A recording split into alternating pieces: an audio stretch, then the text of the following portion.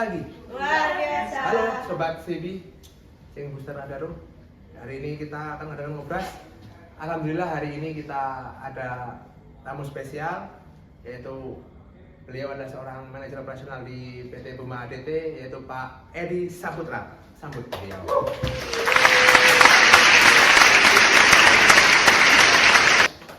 Gimana? Kondisinya Pak? Sehat? Sehat. Alhamdulillah. Ya.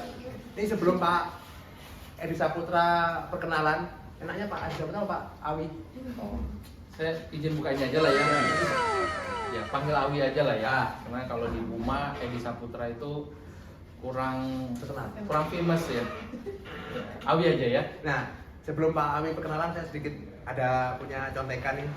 Beliau adalah seorang manajer operasional S1, anak 3, Richard Valentino, Valerie Zurvanya, dan Justin Velo.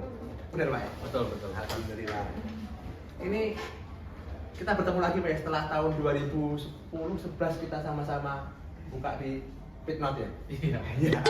Jadi semacam reunian lah ya. Yang beliau ini gabung di Buma tanggal 15 April 2005 ya teman-teman ya. Di ADT 1 Maret 2021. Lumayan lama Pak ya. Iya. Sharing dong Pak, awal-awal di Buma gimana? Cara masuknya gimana? Apa nggak terang dalam atau terang luar? Oke. Jadi cerita dari awal Ya, nih. sedikit sharing ke kami lah. Ya, nggak apa-apa. Sebenarnya saya di Buma ini adalah generasi kedua. Ya. Ayah saya itu salah satu orang yang berjuang bersama untuk membangun Buma di awal-awal. Itu bareng dengan Pak Johan Rensa di tahun-tahun pertamanya gitu ya. Nah, saya mulai dari kecil sudah kenal dengan Buma ya. Mulai namanya dulu bukan Buma gitu ya, yang macam-macam, ada yang BMW gitu ya. Nah, perjalanan saya itu masuk Buma karena dari kecil juga sudah kenal dengan Buma. Apa yang sekarang Buma Ya. ya? Selesai kuliah, saya itu ya biasa lah ya, anak kuliah masih baru selesai mencari jati diri ya. Saya tempat buka usaha sendiri gitu ya. Ternyata usaha itu perlu pengalaman dan arahan. Akhirnya tahun 2005 setelah usaha itu tidak berjalan dengan baik, saya melamar karena memang pada saat itu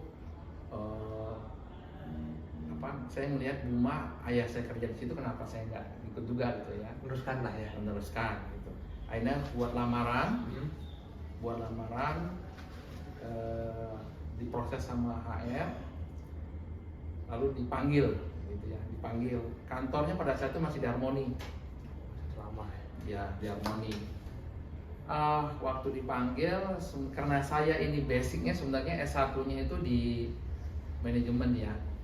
Jadi saya itu Bachelor of Business Administration. Orang kantoran lah ya. Kantoran. Katanya ke lapangan. Gitu. Dan saya juga kena saya kan Chinese ya, Chinese. Oh, ini orang kantoran, titelnya juga BBA, terus orang Chinese gitu ya. Oke, kamu di finance deh. Oh iya, kalau dulu kan pasti kalau Di finance. Chinese hubungan dengan keuangan gitu ya. Ya, di finance. Tapi waktu saya diarahkan di finance, saya langsung ngomong begini dengan pada saat itu dengan HR-nya, saya lupa nama HR-nya. Pak, boleh nggak saya itu jangan ditaruh di finance? Karena walaupun pendidikan saya itu dulu di bisnis administrasi, pergaulan saya di luar itu Jadi sana termasuk Chinese yang menyalip kodrat Pak ya. ya kurang lebih gitu. Keuangan ya kan. Ini malah enggak waktu itu ya. Nah, akhirnya oke lah kalau memang kurang cocok di finance. Pada saat itu memang masih kita itu tidak seperti sekarang, nggak ada jalurnya gitu ya. Oke, mau taruh di mana? Oke, saya ditaruh di set BBE pertama di Samarinda. Iya. Dan ditempatkan di logistik. Ya. Bukan jauh sih, sebenarnya itu jalurnya kami juga. Orang Chinese tuh kalau nggak di logistik, Oh iya, di finance gitu ya. Pengadaan barang, Nah, toko-toko ya kan? Toko-toko lah ya kan, pokoknya toko sebelah itu punya saya lah. Di BBE sekitar berapa bulan ya? Mungkin sekitar 3 atau 5 bulan saya ada di logistik. Saya merasa ya pekerjaan ini menantang, cuman kurang sesuai dengan jiwa. Oh, nggak memang passion ya? Passionnya. Saya itu nggak bisa cuman kerja dalam satu ruangan, ngelayani orang itu aja, nggak bisa. Bosan ya? Bosan, karena saya memang ekstrovert banget ya pada saat itu. Jadi saya maunya ketemu orang yang banyak.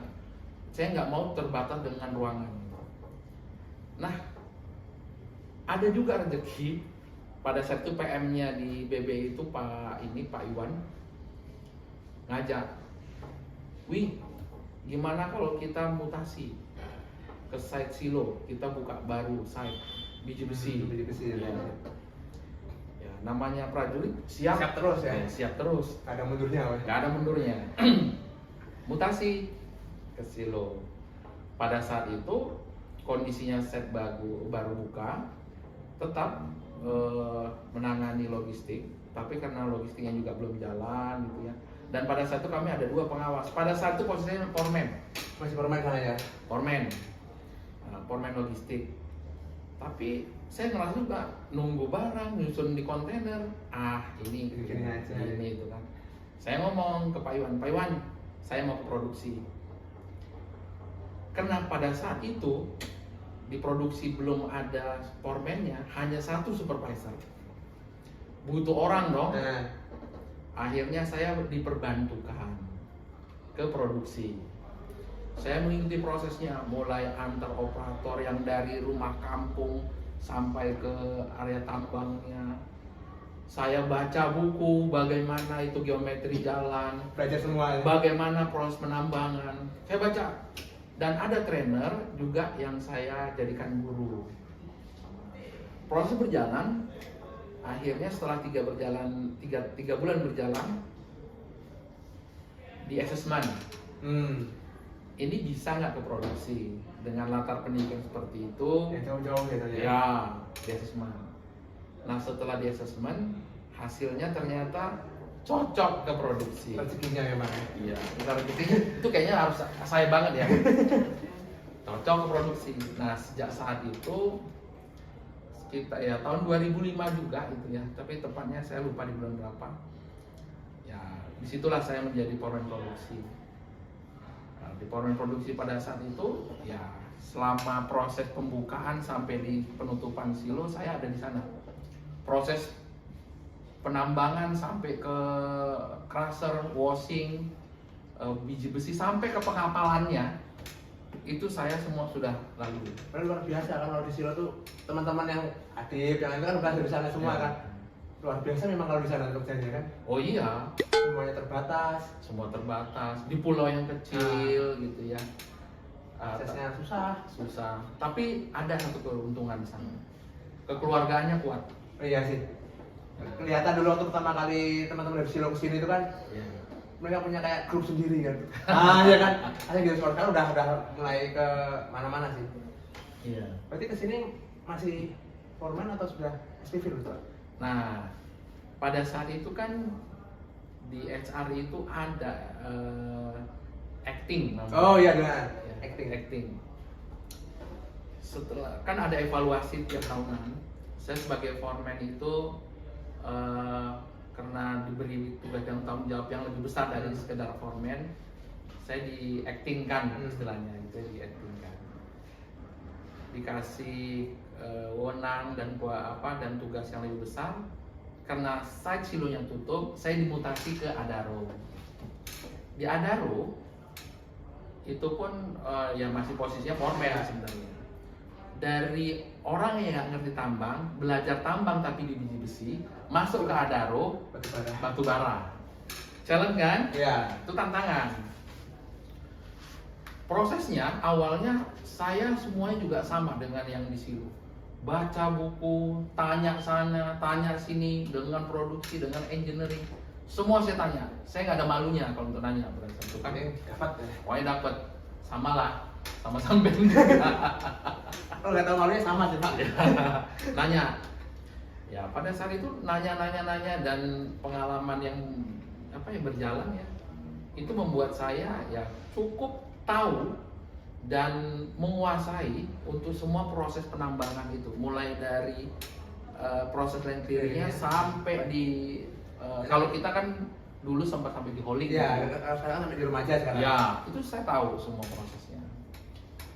Nah, disitulah ya mulai karir saya juga dipercaya juga menjadi acting supervisor, ke supervisor, lalu menjalani di jabatan supervisor juga dikasih kesempatan lagi untuk tugas dan tanggung jawab yang lebih besar. Terakhir saya mulai dari foreman sampai di subten itu ada di Adaro. Iya. Nah, kita ingat dulu waktu masih di halte sama gedor-gedor, Iya. bangun, ayo mancal. Mancal. Masih ingat dulu tuh. Kan Pak udah silo, buka pitnot yang luar Iya. biasa perjuangannya itu kan. Sekarang tutupan. Tantangan apa yang terbesar sih Pak? Biasanya kita menghadapi ketika datang atau membuka suatu kerjaan baru. Tantangan terbesarnya sih biasanya apa? Oke. Kayak yang di note begitu. Kalau saya sih kalau mau bilang sih itu bukan tantangan ya menurut Cewek. saya. Bukan. Saya menganggap pekerjaan saya karena saya suka itu seperti hobi. Oh. Ya. Jadi kalau bilang orang kesannya gini, kalau tertantang, wah itu ada masalah di sana.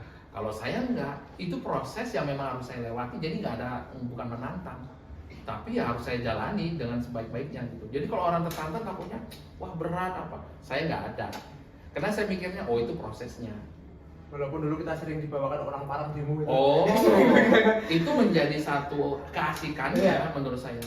Proses membuka note dulu.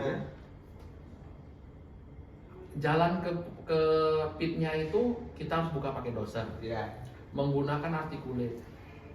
Filter nggak bisa masuk. Pakai sarana dulu kan pakai jerigen, drum itu. Drum dimasukkan ke belakang, diisi. Posisi jalannya amblas-amblas. Pasir semua yang dulu itu. Ya campur sama yang tanah merah. Lalu makanan operatornya juga harus kita pikirin. Proses dalam pembukaan pit itu juga kita awasin.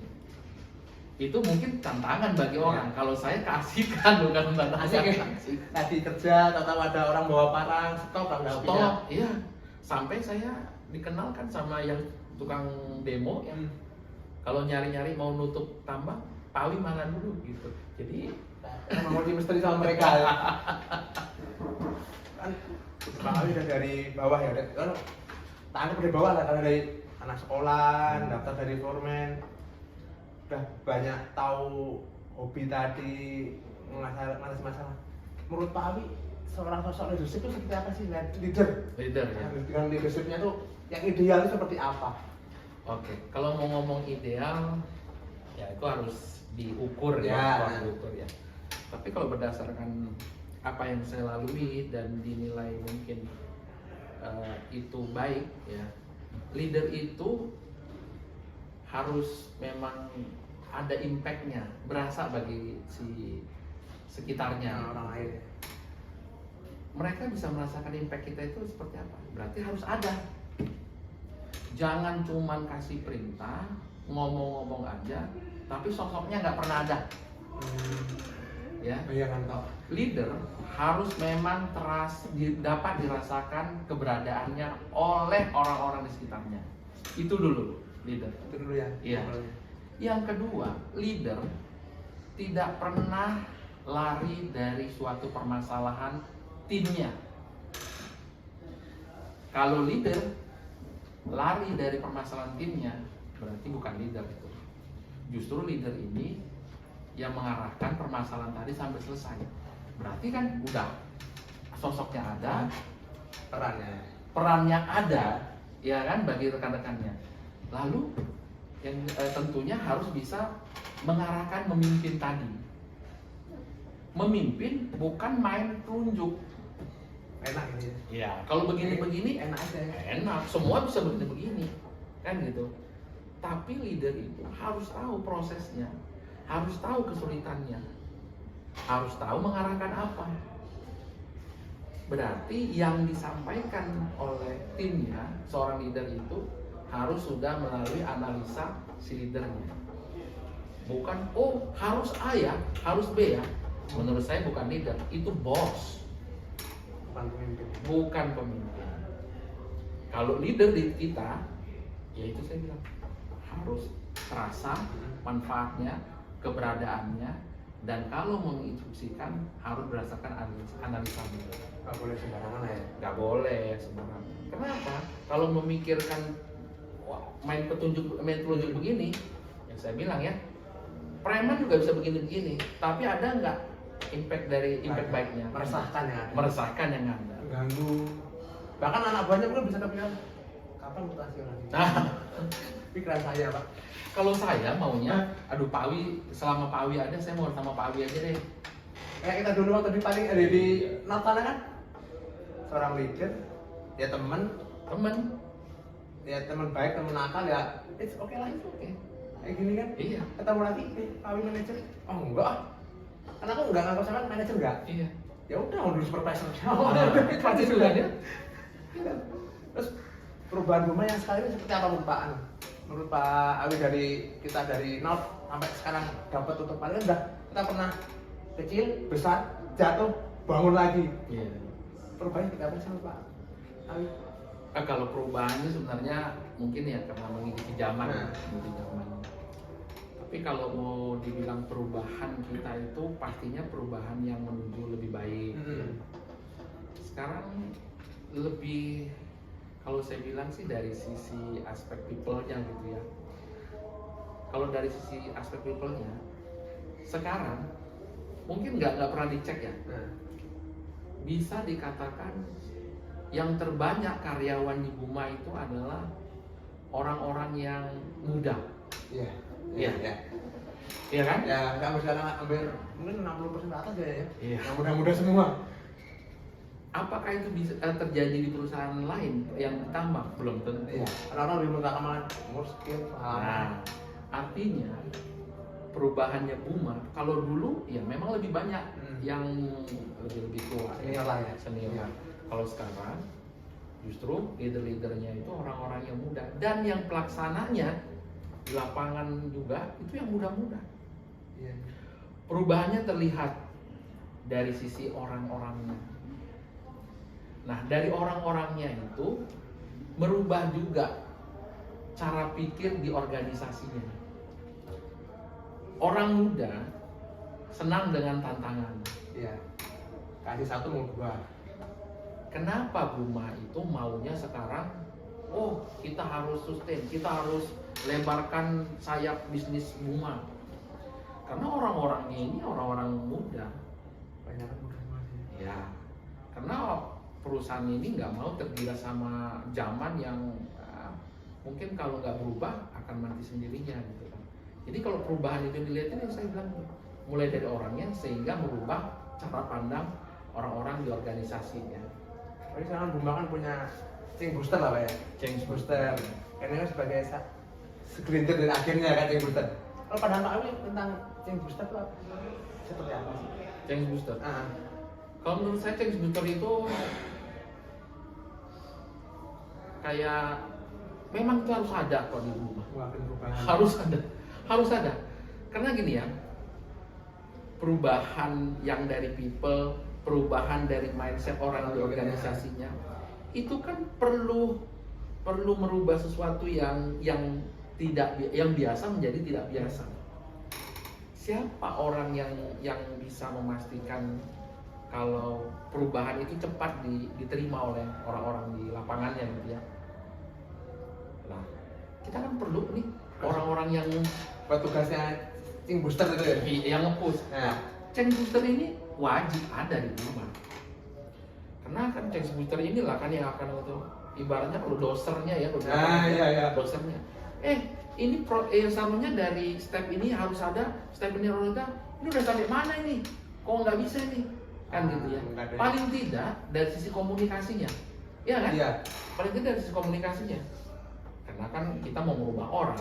Dan banyak orang dari operator, mekanik, macam-macam kan. Iya, butuh orang yang bisa menyampaikan perubahan itu, kan gitu. Ada sih di masing-masing season sudah ada orang yang apa, tapi butuh dosernya tadi. Lebih lagi. Change booster inilah yang membuatnya lebih smooth lagi. Ibaratnya kalian ini pertama turbo, Mahal ya Pak? mahal. Subsidi cabut dari subsidinya soalnya. Iya. Nah, kalau Pak Awi punya pesan-pesan nggak buat teman-teman CB, bukan CB motor ya, CB booster. Kalau mau pesannya sih sebenarnya kalian tingkatkan aja lagi bagaimana cara melihat, menyampaikan sesuatu untuk membooster perubahan itu, tapi dari sisi orang yang ini, dari orang yang pelaksananya. Kalau kalian mau ingin menyampaikan sesuatu, coba lihat dari kebutuhan orang yang mau kita sampaikan. Karena kalau kalian juga mendorong sesuatu yang orangnya ini sebenarnya nggak merasakan impact-nya gitu, kalian akan mendorong angin sebenarnya. Tapi kalau kalian punya pola pikir yang di sini, tapi artinya ini kan cara ya Buat supaya bagaimana pesan-pesan kalian ini tersampaikan. Kan poinnya di situ ya. Jangan terlalu memaksa. Oh kalian harus begini. Doser ini pun harus ada isinya. Bukan doser ini cuma maju mundur angin. Kayak anak BO dulu, tapi belajar. Gitu ya. Iya. Jadi coba.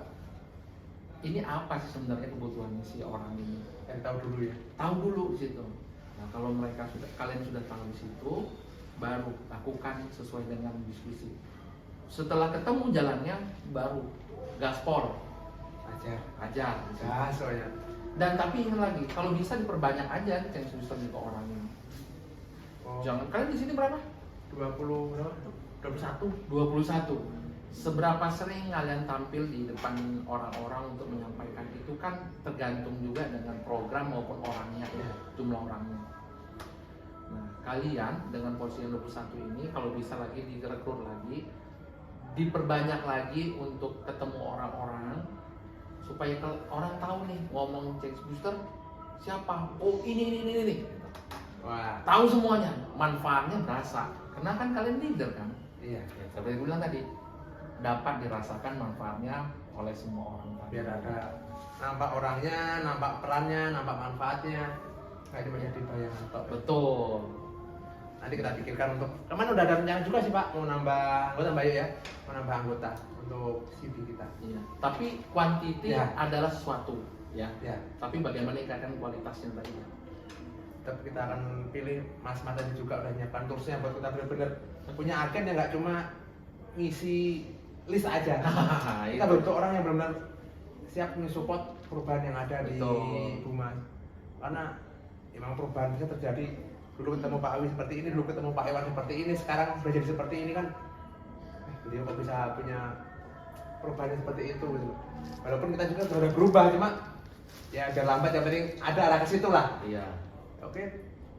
Terima kasih Pak Awi atas waktunya. Sehat selalu buat keluarga. Terima kasih kembali. Sukses ya. Alhamdulillah. Buat tim apa tadi CB? CB Buma ADT. Semoga kita selalu dalam keadaan sehat dan selamat.